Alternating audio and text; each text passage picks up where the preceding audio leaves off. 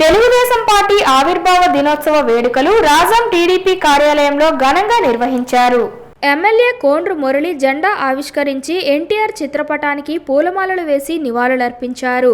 43 ఏళ్ల టీడీపీ ప్రస్థానం వెనుక కార్యకర్తల కష్టం ఎంతో ఉందని, అది గుర్తించిన అధినేత చంద్రబాబు కార్యకర్తే అధినేత అనే నినాదంతో గౌరవిస్తున్నారని అన్నారు. తెలుగువారి ఆత్మగౌరవం నినాదంతో పుట్టిన టీడీపీ నేడు తెలుగువారి ఆత్మవిశ్వాసం పేరుతో 2047 విజన్ డాక్యుమెంట్ రూపొందించుకొని ముందుకు వెళ్తోందని అన్నారు. అలాగే దళితులు, ఎస్సీ ఎస్టీలు, మైనార్టీలు అందరికీ హౌసింగ్ కార్యక్రమం అయితేనేమి, అలాగే పిల్లలు చదువుకోవడానికి రెసిడెన్షియల్ స్కూల్స్ అయితేనేమి, ఇవన్నీ కూడా తెలుగు గంగ లాంటి ప్రాజెక్ట్ అయితేనేమి, ఇవన్నీ కూడా ఆయన ప్రారంభించడం జరిగింది. అప్పటి వరకు ఉన్న మున్సిపీకరణాల వ్యవస్థను కాదని మరి మండల వ్యవస్థను తీసుకొచ్చి పరిపాలన ప్రజల దగ్గరికి తీసుకొచ్చిన ఘనత కూడా స్వర్గీయ ఎన్టీ రామారావు గారు.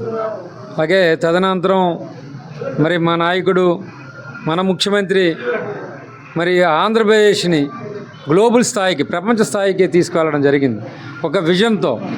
ఈరోజు కూడా ఉగాది నాడు పేదలు కూడా ధనికులు అవ్వాలని P4 ప్రోగ్రాం కూడా ప్రారంభించడం జరుగుతుంది.